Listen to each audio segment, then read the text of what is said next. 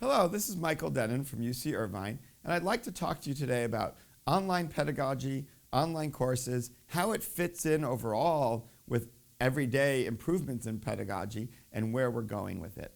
And to do that, I'd like to take a step back and think about the universities and education at the time when the printing press was developed.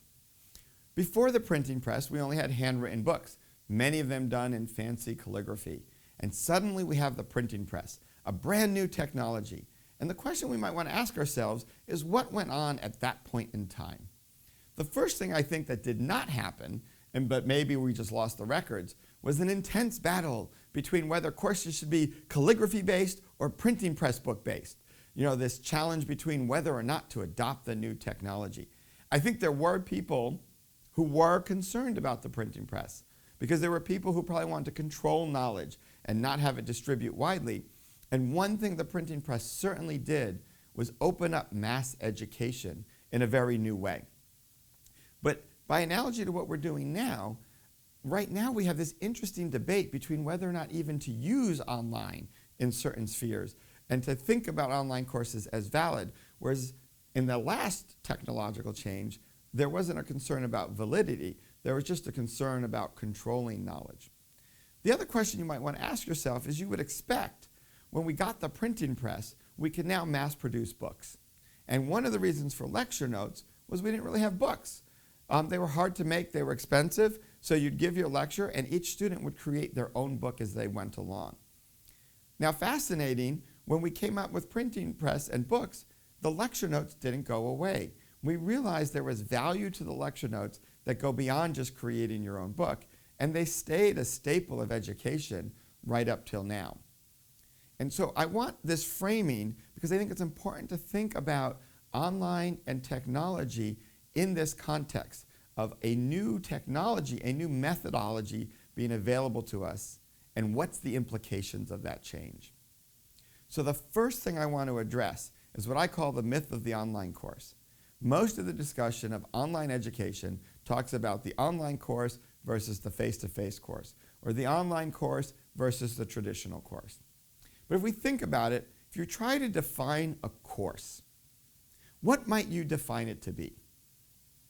Well, one way I think you could define a course is as an organized body of experiences created by an expert, the instructor or faculty or teacher, to guide a learner or a group of learners, the students, through a set of activities designed to achieve a set of learning objectives. So if you think about that for a moment, that definition of course doesn't talk at all about the mode of delivery or what those experiences are. It focuses on what I would argue are the key essential elements of why we have universities, why we have K through 12, why we have courses. There are people who are experts at organizing experiences, creating experiences that move people through so they can achieve these learning objectives. It's why we have coaches in sports. It's why we have piano teachers. It's why we have music teachers. Every place in which we're trying to learn new activities, we take advantage of experts who not only know the content, but know how to design ways for us to learn it. So in this framework of a course, an online course is nothing more than one mode of delivery that focuses on using the internet or computers and digital media as the primary mode of interaction, either between the instructor and the learners and each other, or the learners and the material. What makes this possible is the significant increase in bandwidth, speed, and data storage that computers now have. This creates a level of access that was unmanageable in the past. So you look at books, that created a new level of access that was incredible. And now the internet is creating that next level of access to information. So the question is how to harness that among our broader set of experiences. So if we look at the different elements of a course and the goals you might have, we can see how the digital age might impact those. The most basic level of a course is mastering skills. Before you do anything in life, there's always these lower level skills that build to medium level skills that build to high level skills. If I was to use a sports analogy, when you start learning a new sport, say soccer, the first thing you do are basic skills like juggling, dribbling, kicking the ball back and forth. before you move up to eventually playing the game. In a music analogy, it's probably scales and chords that you practice over and over to get your fingers in shape, say if you're playing a piano, and to get a sense of what the different keys are and how to use those different keys and interact with each other. This mastering a skill, one of the key things is a well-defined activity that can be repeated with immediate feedback as to whether or not you're doing it well. If you think about that process, the computer in the digital world is ideal for many skill mastery situations because it allows people to practice at their own rate, get well-designed immediate feedback that fits the level they're at, and helps them move forward and push them at an appropriate pace so they're constantly making progress. Now, whether that's a whole course because you have an introductory skill level experience that you're calling a course, or whether it's a small part of a course, it's a perfect place for the digital to enter. Now, another thing we do in a course as students is we're engaged with developing a new conceptual framework.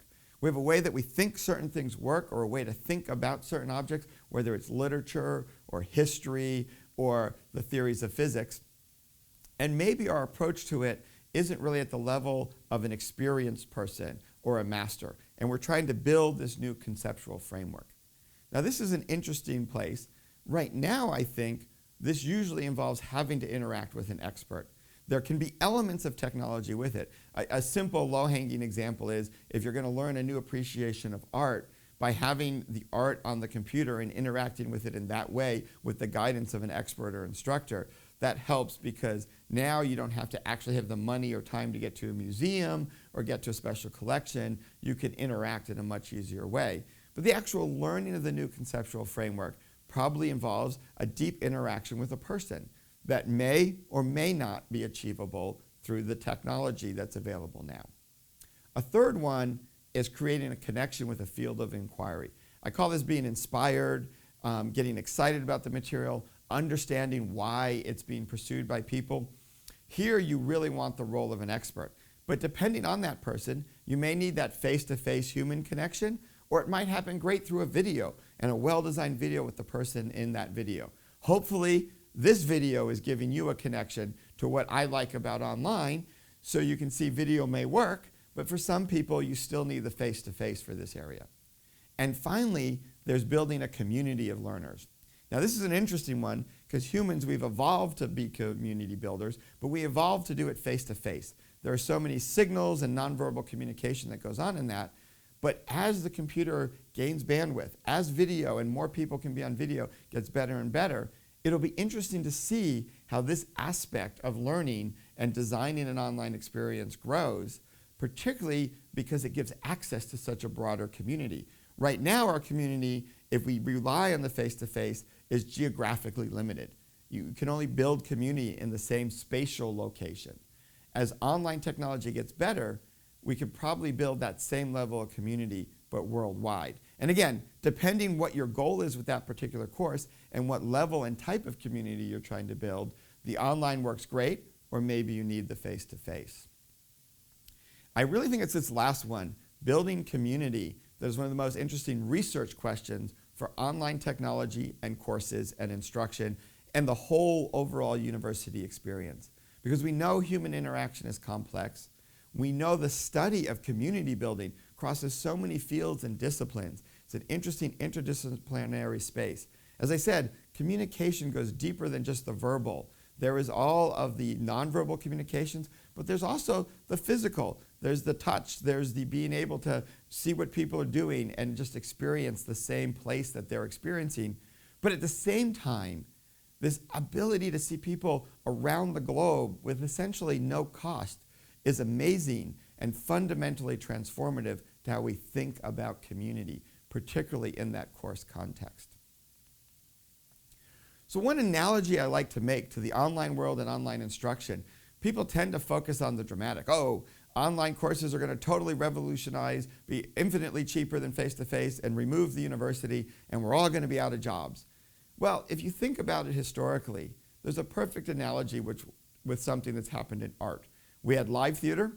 Well, live theater was going to be killed by film. That didn't happen. Film was going to be killed by TV. That didn't happen.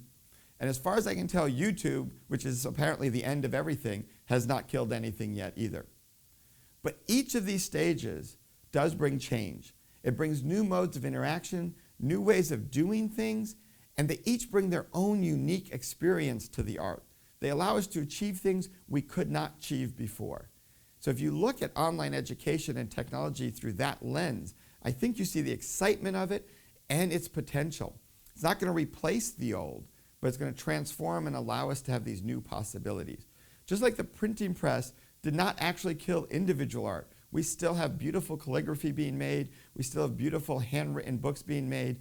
But the printing press did expand the experience of reading and knowledge around the world. So going forward, we have some key questions. We really need to focus our research on what are the strengths of what we might call the traditional modes or face-to-face. How do we build in the complex feedback that occurs in face-to-face in the online world? Can all of it translate or only some of it? How does connection building work in the two modes? There's certain type of exploration that may only happen when you're there, hands-on. Science experiments are real experiments in the real world. Doing just digital experiments may not be enough. You may or may not want the surgeon who's only experimented digitally to do surgery on you, and yet surgery in the future may all be remote controlled through robotic surgeons, and then you want them doing it digitally. So it's an interesting evolution. I think the most important question, though, is are our students prepared for online learning? We have to be careful that we don't jump ahead and take students who can't learn in that mode and throw them in that mode and sacrifice their education. But technology clearly can build and allow us to do a lot more. I've already mentioned access. Real-time feedback. In a time where, you're never really going to have one-to-one instruction in the university in most cases. In many cases, it's 1 to 100, 1 to 400. The digital world, on many important levels, particularly that mastering skill, can give you key real-time feedback. As I said, skill-based tasks become way more efficient, and you can design these individualized learning experience.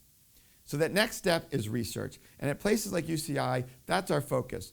We're engaging in the research, the pedagogical research, to really understand where are the strengths right now of technology, and where are the strengths in the future, and where do we want to go with them. So if we reframe the discussion, so it's not online courses versus face-to-face, but it's really about leveraging a brand new technology to improve and take education to the next step, I think we can transform society and we can transform education. Thank you.